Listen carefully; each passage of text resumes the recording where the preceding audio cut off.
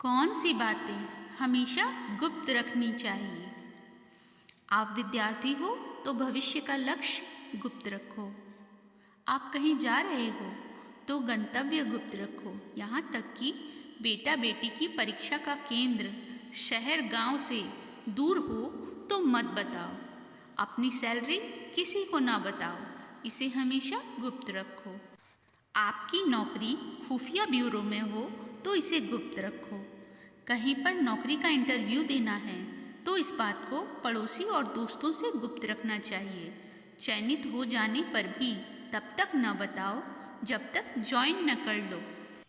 आपकी शादी होनी हो तो ससुराल का पता शादी तक गुप्त रखो। घर में कहीं से धन की प्राप्ति हुई हो तो गुप्त रखो।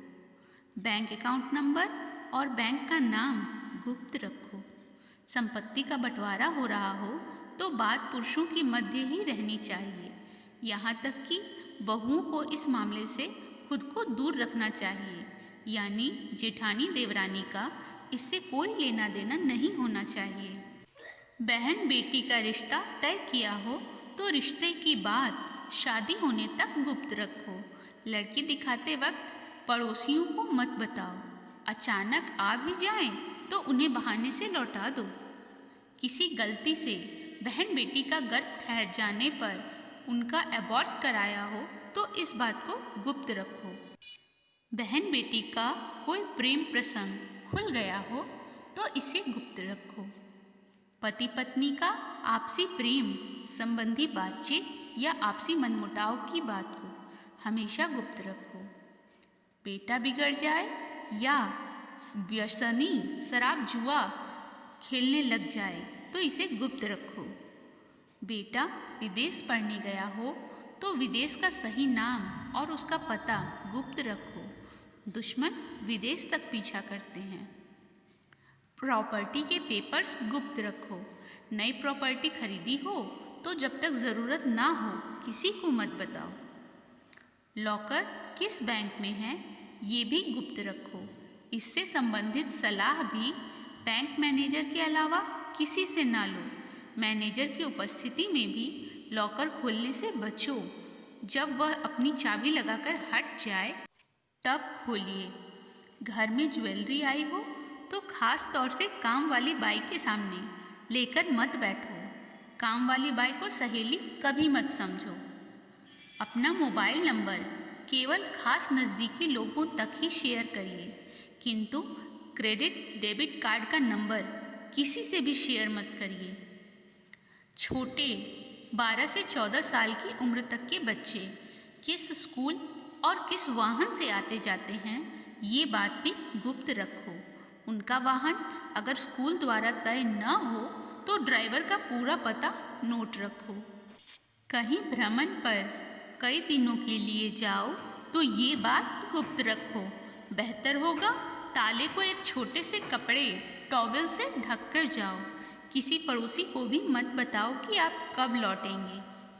घर में किसी को अगर कोई अति गंभीर बीमारी हो तो गुप्त रखो। बाहरी व्यक्ति की मदद केवल आपात स्थिति में ही लो। बच्चा फेल हो जाए तो इस बात को गुप्त रखो, वरना बात जाहिर होने का बच्चे की मानसिकता पर विपरीत असर पड़ेगा। शादी हो जाने पर पिछले प्रेम प्रसंग बताने की ज़रूरत नहीं। आपने सुहाग रात में ही अपनी पोल खोल दी तो उसके आगे जाकर गंभीर परिणाम होंगे और हमेशा ताने सुनने को मिलेंगे। पति के घर की बातें कभी मायके वालों से शेयर ना करें। किसी गरीब को दिए गए दान की बात उजागर ना करें। किसी से कर्ज या उधार लेने की बात किसी को न बताओ। बुजुर्ग की लिखी गई वसीयत अपने तक ही सीमित रखें और इस बात को बहुत नज़दीकी वकील के अलावा किसी को न बताएं। अगर वारिस नालायक हुआ या हुई तो बुजुर्ग पर वसीयत अपने मन माफिक लिखवाने के लिए नाजायज़ दबाव बना सकते हैं। कई बार नज़दीकी रिश्तेदार से किसी का कोई अवैध संबंध बन जाए या नज़दीकी रिश्तेदार बहनोई विशेष रूप से कोई अनैतिक कार्य कर बैठे तो रिश्तेदार से जो भी करना हो करिए, मगर यह बात घर परिवार से बाहर नहीं जानी चाहिए। पुरानी कहावत है कि पति पत्नी को भी एक दूसरे के समक्ष पूरी तरह एक्सपोज नहीं होना चाहिए। मतलब समझिए। ज़माना खराब है मित्रों, ज़रा अलर्ट होकर रहिए। कई कांड हो चुके जिसमें एक दोस्त ने दूसरे की जीवन लीला ही समाप्त कर दी। दोस्त के साथ खाते पीते वक्त हमेशा सतर्क रहिए। कुछ लोग वीडियो को इग्नोर कर देते हैं और अपने जीवन से जुड़ी बेहतरीन जानकारियाँ छोड़ देते हैं। आपसे मेरी प्रार्थना है, मेरा मनोबल बढ़ाने के लिए चैनल को लाइक शेयर ज़रूर करें। अगर चैनल पे नए हो तो चैनल को सब्सक्राइब करना ना भूलें। और हाँ, कमेंट में जय माता दी अवश्य लिखें। माता रानी आपकी सभी मनोकामनाएं पूर्ण करें। जय माता दी।